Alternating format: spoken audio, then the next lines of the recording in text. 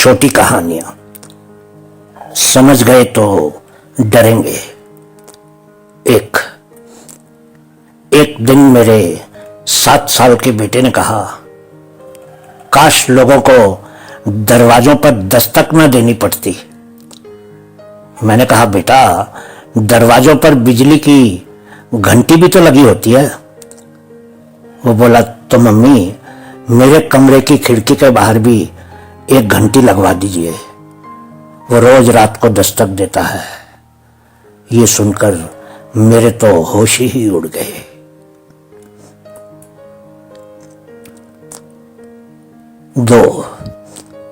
मैंने घंटी की आवाज सुनी तो मैं दरवाजा खोलने चली गई। दरवाजे पर खड़े पुलिस वाले ने कुछ घबराते हुए मुझे सूचना दी कि मेरे पति की एक एक्सीडेंट में मौत हो गई थी जब वो कार से घर वापस आ रहे थे।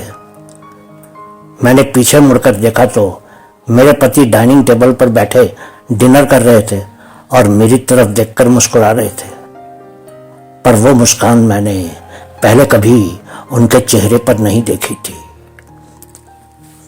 3 मेरा भाई और मैं साथ साथ जुड़े कमरों में रहते थे। हमारे बीच में दीवार थी। रात को हम दोनों अपने अपने कमरे से दीवार पर हाथ मारकर एक दूसरे को संकेत देते थे। उस दिन जब हम सब भाई को कब्रिस्तान में दफनाकर घर वापस आए तो मैं सीधा अपने कमरे गया। भाई के कमरे से दीवार पर हाथ मारे जाने की आवाज आ रही थी। 4 मैं रात को एक ही सपना बार बार देखता हूं। सपने में मैं देखता हूं कि मैं युद्ध में मर गए मेरे दोस्तों को कब्रिस्तान में दफना रहा होता हूं। सुबह को मैं उस डरावने सपने के कारण इतना डरा हुआ नहीं होता हूं जितना कि मैं अपने हाथों और पांव पर लगी हुई मिट्टी और कमरे के फर्श पर फैली हुई मिट्टी को देखकर डरा हुआ होता हूं। 5 मैं अपने फ्लैट में अकेला रहता था।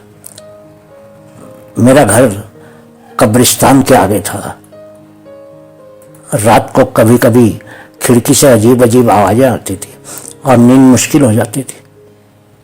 एक बार मैं 1 हफ्ते तक काम के कारण शहर के बाहर रहा था। 1 हफ्ते के बाद जब मैं घर आया तो सबसे पहले मैं नहाने के लिए बाथरूम में गया। नहाने के बाद जब मैंने खूंटी पर टंगे तौलिए से मुंह पोंछना चाहा तो मेरे होश ही उड़ गए और तौलिया नीचे गिर गया क्योंकि वो तौलिया पहले से ही गीला था। 6 मैंने बिस्तर पर करवट बदली तो मेरी आंखें खुल गई। मैंने खिड़की के शीशे में एक ऐसा चेहरा देखा जो किसी इंसान का तो निश्चित ही नहीं था। मेरी तो धड़कनें रुक गई जब मैंने गौर से देखा कि वो खिड़की के शीशे पर दिख रहा चेहरा मेरा प्रतिबिंब था। बहुत बहुत शुक्रिया।